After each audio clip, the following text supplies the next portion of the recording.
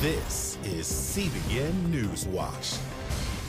Thanks for joining us for CBN NewsWatch. I'm Mark Martin. China's new deadly virus has now infected more people than the SARS outbreak. But how great a threat is it for the United States? Some experts here are warning that Americans should pay more attention to the flu, which has killed 8,000 people already during this winter's flu season. Our Heather Sells has been following this, and she joins us now with more. Heather.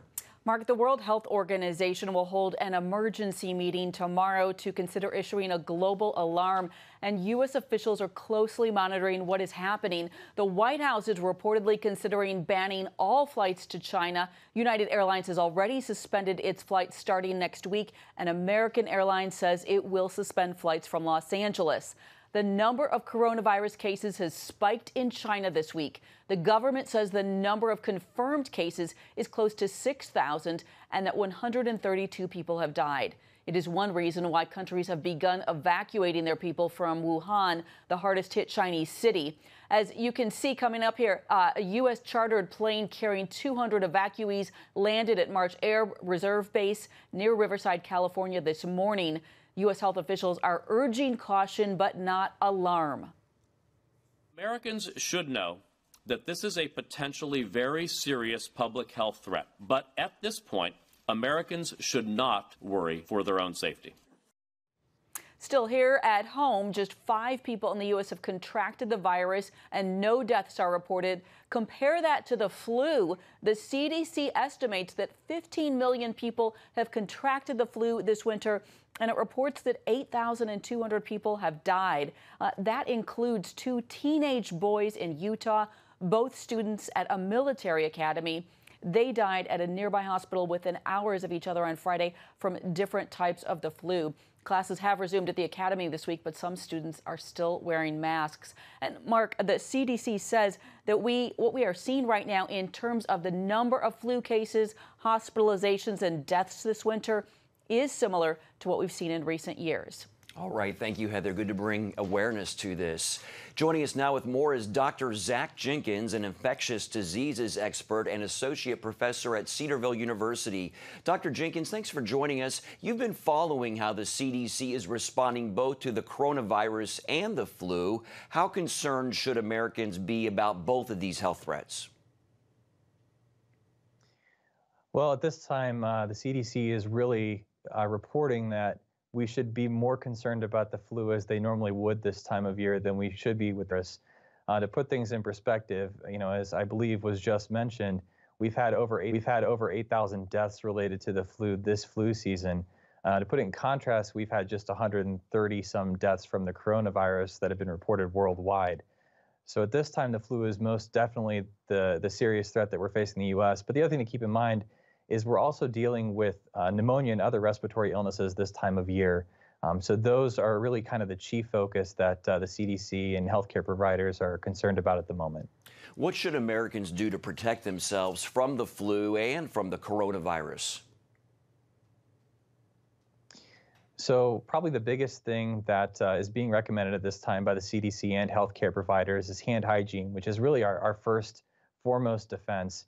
So that is basically washing your hands with soap and water for 20 seconds often, or potentially using hand sanitizer if you have contact with sick individuals as well. So hand hygiene is our first line of defense, even from the coronavirus, which we don't really have a cure for at this point in time. Even the vaccination that they're discussing right now is still a ways away from being developed. So that is really our chief way of defending ourselves. Outside of that, limiting contact with sick individuals, those expressing shortness of breath, fever, potential coughing, that can also really help.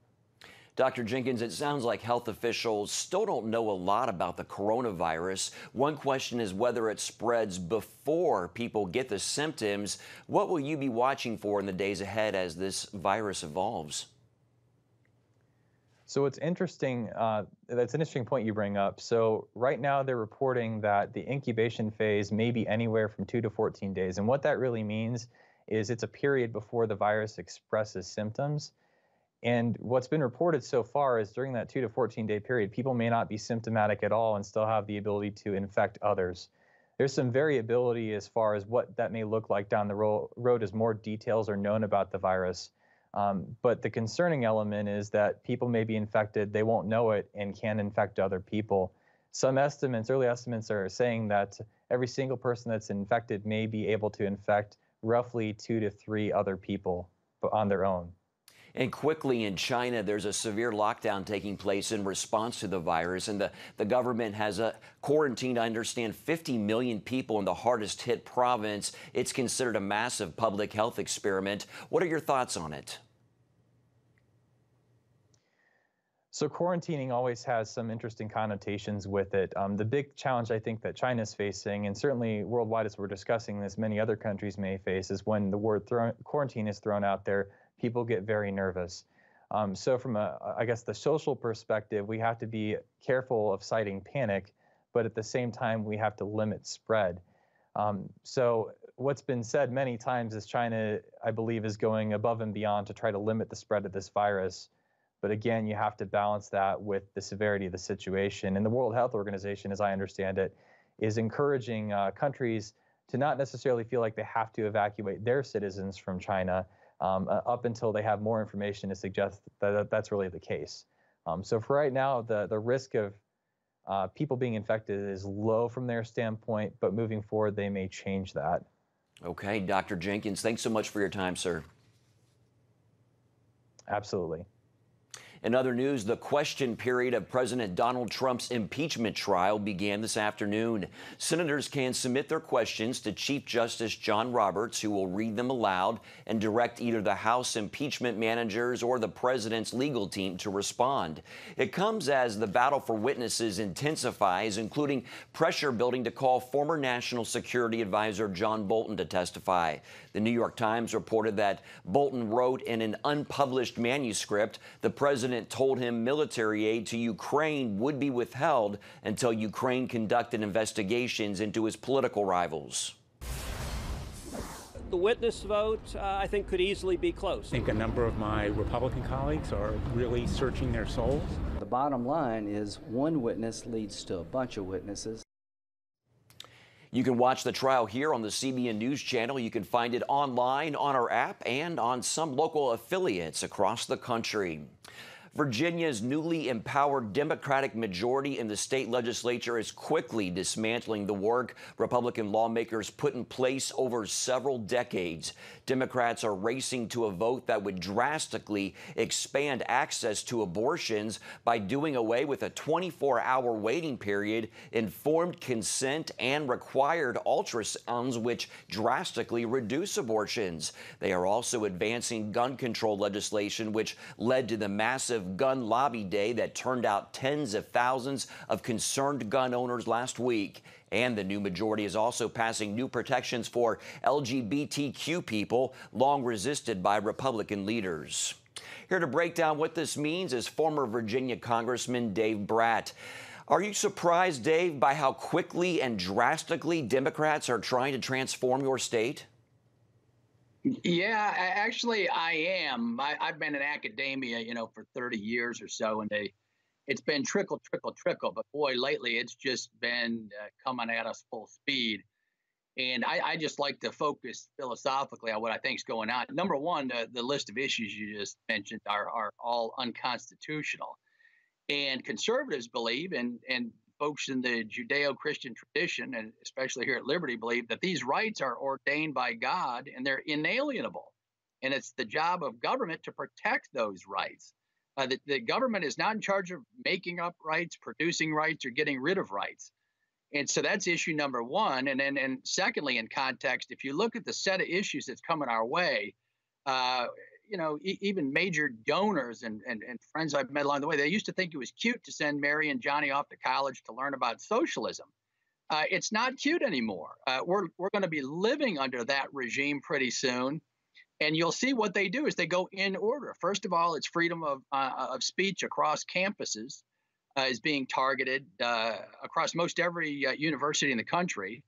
And so freedom of speech is being targeted. Then the Second Amendment, the right to bear arms is under attack. Religion has been kicked out of the public schools. It's not allowed in the curriculum. It is all of Western Civ. All the great art, if you go to a museum, is all out of the Judeo-Christian tradition. And yet they've eliminated history in religion and philosophy to the point that you cannot pray in school. You cannot bring up the major pieces of law, which came from Moses and the Decalogue through up to our great founders and Madison and Jefferson here in Virginia. And so it's a tsunami coming at us. And I just don't understand how the American people are not awake to these huge issues that are hitting us. And so that's our job in education. We got to do better. Congressman Bratt, certainly pro-life Virginians, gun owners, and many Christians are concerned about the direction the state is heading. What do these changes mean for their day-to-day lives? Well, day to day, it's kind of the trickle effect, right? I mean, you may not notice it, but the U.S. used to grow over 3.5% a year as an economy. We were the clear world leader. Under Obama, we went down to less than 2% and 1% growth. Now with Trump and some deregulation and some tax cuts, we're back up to 3% for a year and back down to 2%. And so in a nutshell, I mean, we're just not the exceptional America we always have been. Things are starting to slow down. The K-12 education and the kids' minds is the greatest treasure God has given us. And we are not we are not being good stewards of these kids as they grow. They're being taught that business is morally bad of all things. What you're going to do every hour of your waking life is morally bad. You've got to be kidding. We know better than that at Liberty University. And so we train kids that your calling comes from God, and to study and scrutinize how can you best use your skills and talents to build the kingdom of God on earth and to serve your neighbor as you love your neighbor every day. And that's the motivation that we all wake up with and hopefully carries you through the day. And without that, boy, I think that's why maybe the anxiety and some of these issues are plaguing our universities and our culture right now. Folks don't have that sure grounding anymore, and it makes a difference on a daily basis. All right, Congressman Bratt, thank you so much. He's also the Liberty University's Dean of the School of Business. We appreciate your time and your insights, sir. Thank you all very much. Willow Creek Church co-founder Dr. Gilbert Bilezikian is believed to have engaged in inappropriate behavior, according to an email to all the church staff by acting senior pastor Steve Gillen. Gillen's email is in response to allegations by Ann Lindberg, a long-standing church member, that Bilezikian sexually assaulted her over several years. She tells her full story in a Facebook post, including the fact she first notified church leadership in 2010, but was disappointed by the response and lack of action.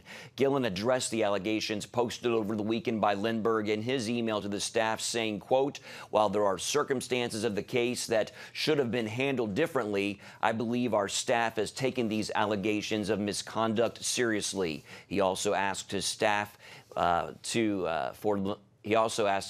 pray for Lindberg and her family. Kobe Bryant's remains are among 4 identified so far from the fatal weekend crash that killed him and 8 other passengers on the helicopter, including his daughter. The New York Times is reporting the helicopter was not equipped with a voluntary terrain avoidance warning system that regulators have long recommended. It's not known if that device could have helped the pilot avoid the crash. Meanwhile, many people are remembering Bryant, including a social media post by a pastor of an old interview with Kobe, when he talked with sports anchor Stephen Smith about a difficult time in his life that caused him to return to his faith. God is great. Don't get no simpler than that, bro. Did you know that? I mean, everybody knows that, but the way you know it now, did you know it before that incident took place? You can know it all you want, but until you got to pick up that cross that you can't carry, and he picks it up for you and carries you and the cross, then you know.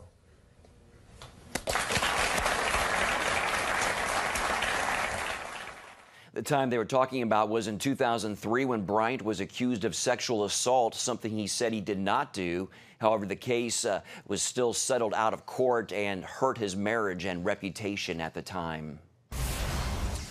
Coming up, President Trump is calling it the deal of the century. A look at his Middle East peace plan and why he says it will work.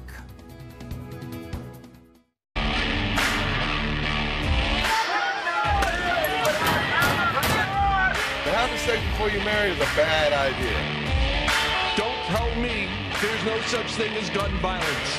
That just depends on your definition of when life begins.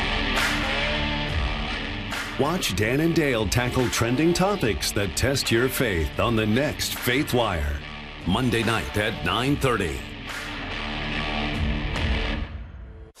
The Global Lane takes you around the world, providing facts over fiction. What might rising trade and geopolitical tensions mean for you on the home front? With over 45 years of experience, award-winning journalist Gary Lane brings you the truth from a global angle. What about the issue of immigration? World news analysis you won't see anywhere else. And it's all right here on the Global Lane. Watch The Global Lane, Thursday night at 9:30.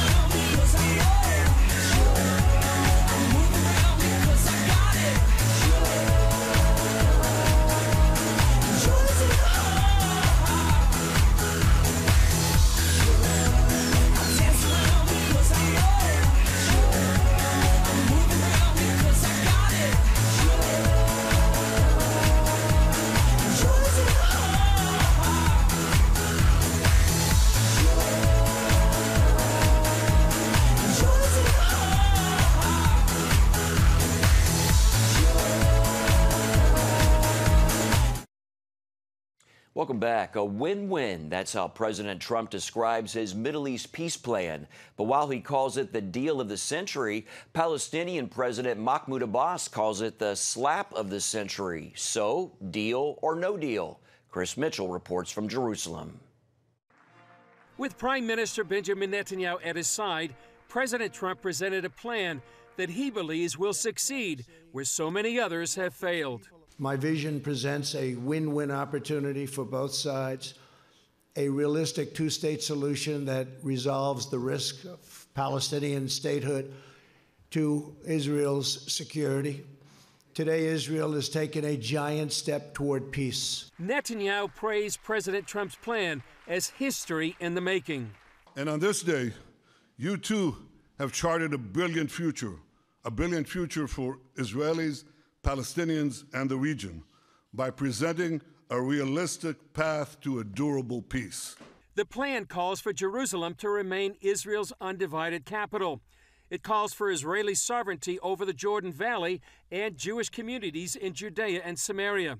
It calls for a Palestinian state, but only if Palestinians recognize Israel as a Jewish state, renounce terrorism, and stop paying convicted terrorists.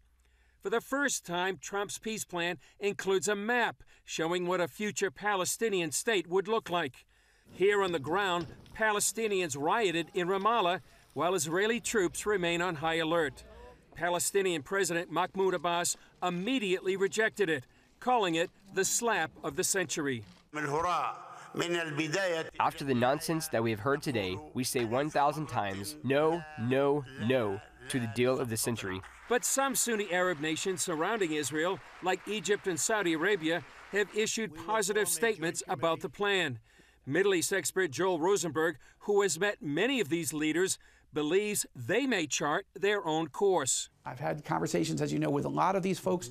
I sense this is a question they're really asking. Should we start moving towards full peace with Israel, even before the Palestinian issue is resolved, the way Egypt did in 1979, the way Jordan did in 1994.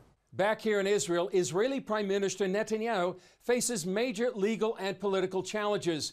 Politically, many of his key supporters oppose this plan. And legally, Israel's Attorney General officially indicted Netanyahu on 3 separate counts.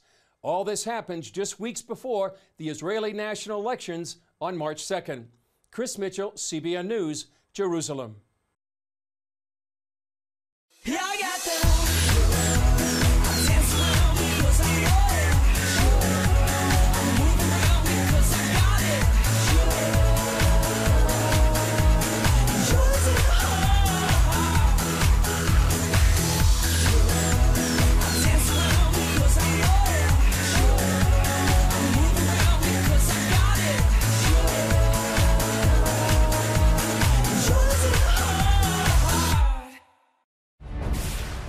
Homefront.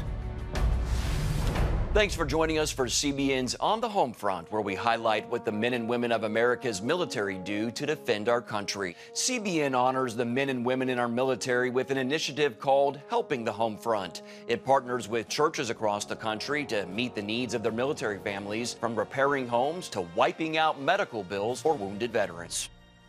On the Homefront, Tuesday morning at 10:30.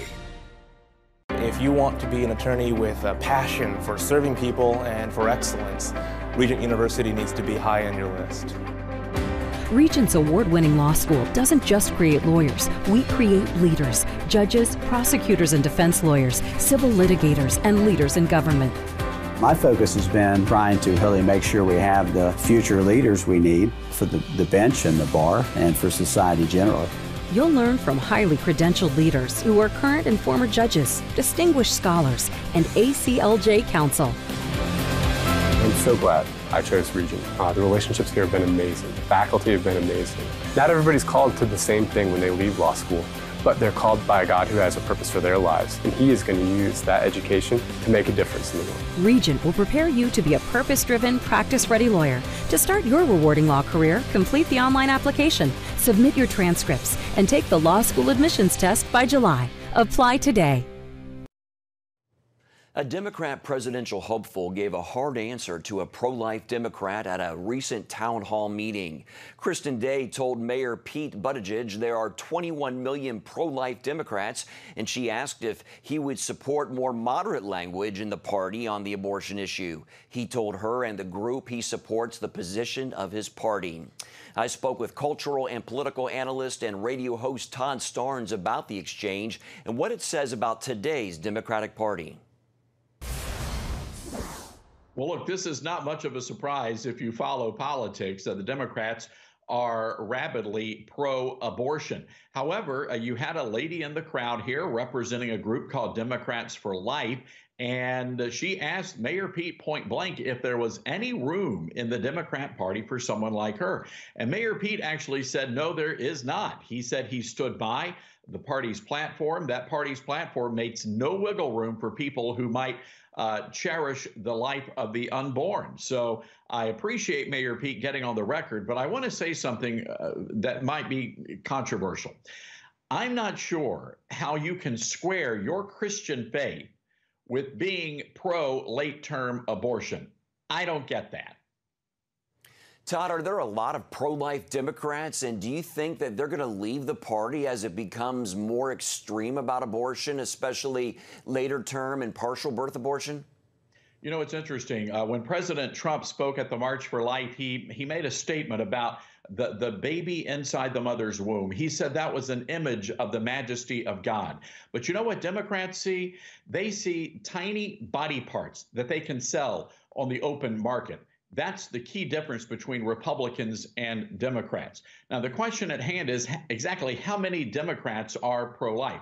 We don't have many numbers. However, if you go back in history, go all the way back to the 1960s, a majority of Democrats were, in fact, pro-life. People like Ted Kennedy, people like Bill Clinton and Al Gore, they used to be pro-life. And back in 2003, Zogby commissioned a survey, and they found around 43% of Democrats actually believed that abortion was, in fact, murder. This is not that Democrat Party anymore.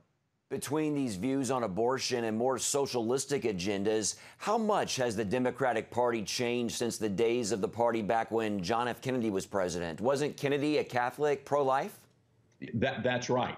I think we have seen the Democrat Party become radicalized. And if you think they've been radicalized so far, just wait until the Democrat National Convention in Milwaukee. And I think that's when we're going to see the Democrats finally take that really, it's not a giant leap, it's really a tiny step towards socialism and embracing the socialist agenda. That's how far the Democrat Party has surged to the left. In contrast, President Trump attended the March for Life and praised the pro-life crowd. Will this be remembered come Election Day? I do believe this will be remembered on Election Day, but not because the president gave a speech. It's because the president has been taking action. He's been appointing constitutionalist judges who are affirming life on the bench. He's also implementing policies that will prevent American tax dollars from being used to perform abortion. And of course, as I've written in a column that you can read at toddstearns.com, I hope one day this is going to be the president who will literally defund Planned Parenthood. Not a single penny of our tax money ought to be going to fund abortions. But I do believe this president is going to win the votes of pro-lifers, not because of what he says, but because of what he does. All right, Todd Stearns, thanks for your insights, sir. Thank you. If you want to be an attorney with a passion for serving people and for excellence, Regent University needs to be high on your list. Regent's award-winning law school doesn't just create lawyers. We create leaders, judges, prosecutors and defense lawyers, civil litigators, and leaders in government. Ready to become a purpose-driven, practice-ready lawyer? To start your rewarding career, complete the online application, submit your transcripts, and take the law school admissions test by July. Nutrition, exercise, essential oils, weight loss, and more. It's Healthy Living with Lori Johnson. Talk about what's in this. Join CBN health reporter Lori Johnson to get the latest information from today's top health experts. This is fantastic. Find out what you need to know to live a healthier life. Watch Healthy Living, Tuesday night at 9:30. Woohoo! Hi, Superbook fans. Here's something else you'll love. It's the new Superbook Bible app. It's packed with games, activities, and Superbook episodes that you can watch for free. Oh no! There's trivia, a fun daily devotional, and answers to your Bible questions. Plus, an easy-to-understand Bible the whole family will enjoy. You can even create your own Superbook character. Ta-da! Whoa! Millsburg Falls man, come. Sorry, pardon me. Sorry, excuse me. Ouch! Are you getting this? Earn super points to win daily prizes too, and so much more. Time to get back to my adventures. See you soon. It's the new Superbook Bible app. Free downloads on iTunes, Google Play, and Amazon. Kim Kardashian West posts video of her 2-year-old daughter singing to Jesus, and the video is already viewed by more than 3 million people. Take a look. Jesus, I love you.